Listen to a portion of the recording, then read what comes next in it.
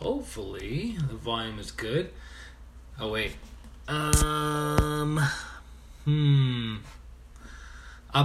guys, ChristianRLong, life enhancement consultant, giving you a big and beautiful shout out on this. Alex, Namaste, on this Tuesday evening. Kaylee, Namaste. Mary, Namaste. Hopefully you guys can hear me. I'm plugging in the phone right now, so it's charging. I just got off the phone with Tina and just got back from Miami. Spent the past 4 days in Miami, New Smyrna Beach area, doing the Pranic Healing Getaway Retreat, which was amazing. And I was laughing to her about that. It seems to be that, how to put this, that you would expect going to a Pranic Healing Retreat, Adriana, Namaste, you would be full of energy and you'd be full of vitality and be ready to take on the world after the retreat. But the retreats are so intensive and so many things are happening that, like, when I came home, I just was like, just crashed. I got up at 4:15 this morning to return the car, put gas in, clean the car out, return the car, go to the airport, catch my flight, and then got back here at my place in Denver. So the body was super, super tired. Took a nice long nap. That was fun. But I've been wiped out and sleeping more than ever. Can't wait to see Rocketman. I'm obsessed with Bohemian Rhapsody and Freddie Mercury, which I heard was amazing. Rashmi, Namaste. Sangeeta, Namaste.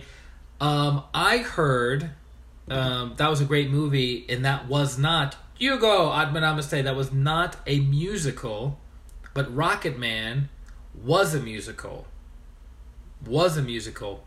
And I like to watch videos or documentaries about people who have done great things in their life, even though I may not agree with their lifestyle choices, the promiscuous sex, the drugs, the alcohol, the rock and roll, the damaging people's lives emotionally. Kate, Namaste, all of that stuff that goes with it. But listening or following the story of Elton John from a 5-year-old until I think he's in his mid-70s now, or 72, it was really beautiful. It was really inspiring to find out that he was this musical prodigy that had a very unhealthy, unwholesome family life, and he made lots and lots and lots of mistakes as he was exposed to greater fame, greater celebrity status, lots and lots of money and resources, and he just ultimately at the end of the day wanted love, right? And I think ultimately at the end of the day, that's what each and every one of us want, is love. And he realized because of his drug addiction, because of his alcohol addiction, because of his sex addiction, it was destroying his life, destroying all the relationships around him, and he had to come to terms. He had to be honest with himself. And he ended up going into rehab, and I think it's been 29 years that he hasn't used any kind of drugs or any kind of alcohol in those 29 years. And it's interesting because of the virtues we talk about in pranic healing, loving kindness and non-injury, accurate perception, correct expression, constancy of aim and effort and non-laziness, generosity and non-stealing. The last one, moderation and non-excessiveness, that's the virtue that every addict on the planet is very weak at. So whatever the addiction is, gambling addiction, alcohol addiction, drug addiction, sex addiction, food addiction, shopping addiction, emotional addiction, meaning you're emotionally addicted to negative energies because you're in a program. Every person, Ellen, Namaste, every person who has a form of addiction suffers from lack of moderation and non-excessiveness, lack of that character, that virtue. And so it's very, very important. So whenever I meet with someone who has an addiction, I talk to them about, hey, have you ever thought about looking at this virtue of moderation and non-excessiveness? Now, here's the interesting thing about an addiction. Can you be moderate with your addiction? Elizabeth, Namaste. Meaning, if you have a drug addiction, Ursula, Namaste, can you have a little bit of drugs and still keep your life together? If you have a drinking addiction, can you drink a little bit and still keep your life together? No. So there is no moderation with that substance. You have to completely abstain from it completely. And there's a great movie, I don't know if you guys have ever seen it, called Thanks for Sharing, which is a common expression within the AA or 12-step program world, that somebody goes to the meeting, they say, "Hi, my name is, and I'm an alcoholic, I'm a this, I'm a that, I'm a this, I'm a that," right? And what's interesting about that is at the end of it, people say, "Thanks for sharing," or "Thank you for sharing." It's a level of acknowledging and validating where the person is at in their addiction. In this movie, Thanks for Sharing has Mark Garofalo as the main character, and Tim Curry. Is it Tim Curry?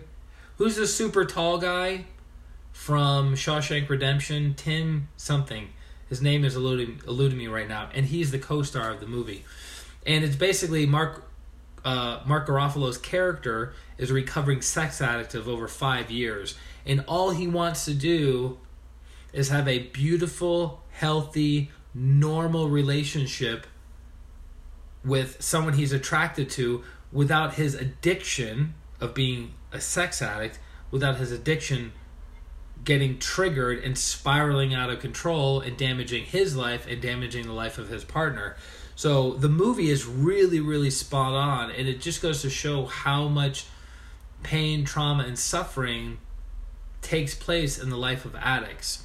And it's interesting because right around when AA was founded in the 1950s, shortly thereafter, AA was founded, so Alcoholics Anonymous, and then Al-Anon was founded. And Al-Anon are the friends and family members of addicts. Friends and family members of addicts. And I remember one of the most powerful books I've ever read in my life was actually the Al-Anon manual, which is like this thick. It's super, super big. And it's story after story after story after story after story after story of people who have been married to alcoholics, have had parents that were alcoholics, who had friends who were alcoholics, bosses that were alcoholics, whatever, and how that person's alcoholism deeply affected them in a negative way. And it's profound. Now, at the end of the day, we as individual souls have to take individual personal responsibility for what? For our thoughts, for the words that come out of our mouths, and for the actions that we take. Nobody else on the planet is responsible for those things, right? So while I do understand one level of truth of AA and alcohol and Al-Anon and similar 12-step programs, it's about recognizing that, wow, I'm completely out of control and I need to submit myself to a higher power to connect to God, to the higher self, to the universe, to the cosmos, to the unified field, whatever the case may be, in order to recognize that I have a problem and my life is out of order. And through the 12-step program, the individual starts taking more and more and more and more and more responsibility for their lives. Jennifer, I'm namaste. Mini, I'm namaste. Which the experience that I received through Al-Anon, because I attended a few Al-Anon meetings. My father was a severe alcoholic for 15 years, and when I was born, he pretty much stopped drinking, but the effect of his alcoholism was still in the lives of the family, right?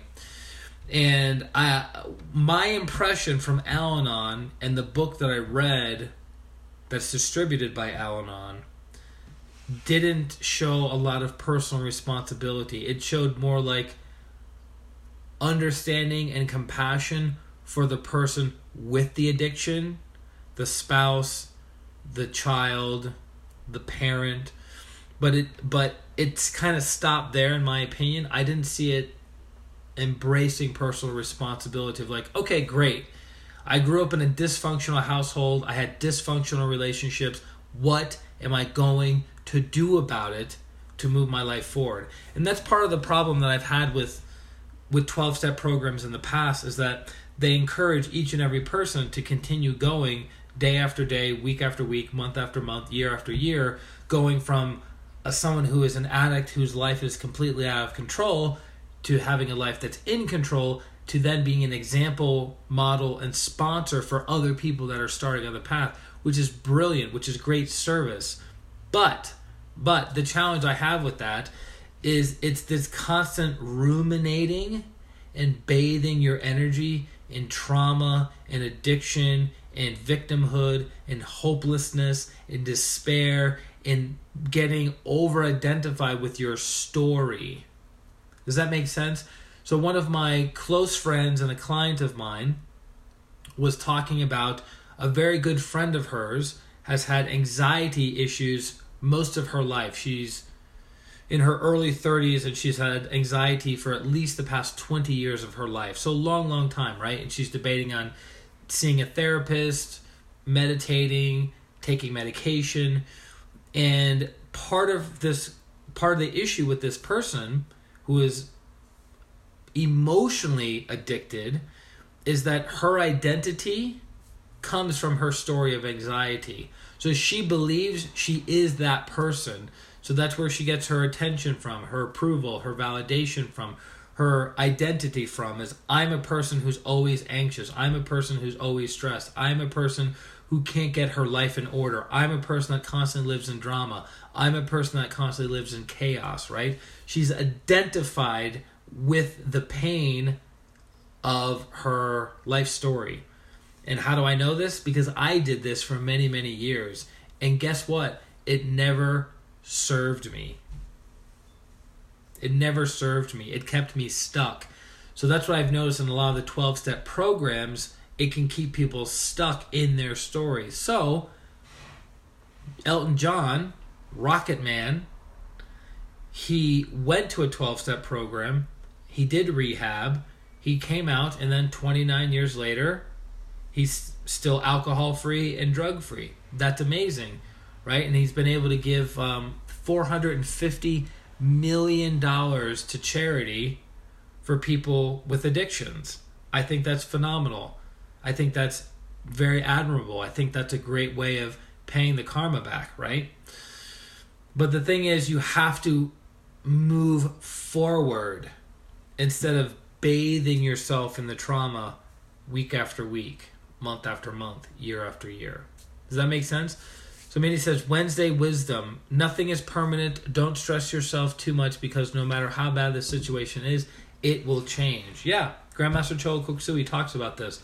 Law of cycle, law of change. You're never going to be on top of the wheel all the time, and you're never going to be in the bottom of the wheel all the time. The wheel of karma is always moving. Sometimes you're at the bottom, sometimes you're at the top. And we give certain strategies and viewpoints that help people do the right thing when they're right thing when they're at the top, and to not do the wrong thing when they're at the bottom, right? To accelerate being at the bottom, to go up. But I hope that helps. I hope that makes sense. I definitely recommend watching the movie Rocketman. It's about 2 hours long. And if I remember correctly, the main actor, I'm forgetting his name, the main actor who played Elton John, when he started his acting career many years ago, he was actually asked to perform in front of the casting director. And the person that he chose to perform as was Elton John. How weird is that? Many years later, guess who was chosen for the part to play Elton John? This guy. So Elton John has obviously had an influence on this person's personality, personal life, and obviously professional life. But it's a great movie. It is a musical. It's not a big blown out musical like something like Mamma Mia, right, where they're singing every 15 seconds. But I would say probably every 10 minutes for the first half of the movie. Yeah, maybe the first 10 minutes there's some kind of song of some sort that'll last like a minute. The reason I'm saying this is I, as a person who does not like musicals, if somebody told me this movie Rocketman is a musical, I automatically would not go and see it. But that being said, it was a good movie regardless of whether there was singing in it or not. The reason I don't like musicals is because it's hard for me to follow the storyline. It's like just when I'm about to get into the storyline, I'm getting into character development, I'm getting into what this is all about, somebody starts breaking out in song, and I'm like, why are you singing right now? I'm trying to understand your character arc. What are you talking about? Stop singing and get back to talking. But that's just me. Some people love musicals. Like, they can't get enough musicals. That's not where I'm at.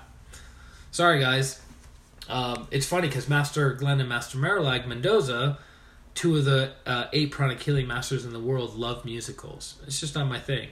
You know, more power to them. So, if I can assist you in the healing of any addiction that you may have, sex addiction, drug addiction, alcohol addiction, food addiction, shopping addiction, or the one that is super common but not as known or as talked about, is emotional addiction. Because people get accustomed to feeling crappy about themselves because it's a default setting that they have not developed enough awareness, understanding, and willpower to shift them out of it. So if you would like help with any and all addictions, go to ChristianRLong.com, sign up for a 30-minute free consultation, or sign up for a coaching and healing session right off the bat. It's scheduled into my phone. We connect with each other on Zoom, on Skype, on FaceTime, whatever's the most convenient for you, and then we'll transform your life faster than you ever thought possible. That's the goal, that's the objective, and that's the outcome that we have been able to produce relatively consistently over the past 15 years. And that's it, guys. So I'm going to let you go. I'm going to go to bed early tonight. My body is very, very tired. Still in the process of recovering from not getting a lot of sleep, lots of traveling, lots of training. Another day in the life, right? Love you guys very, very much. This is Christian Long. I'm still working on removing the R because of what we talked about in a previous stream. Christian Long, life enhancement consultant. Have a beautiful evening, a beautiful week, and a beautiful life. Atma, namaste. Bye-bye.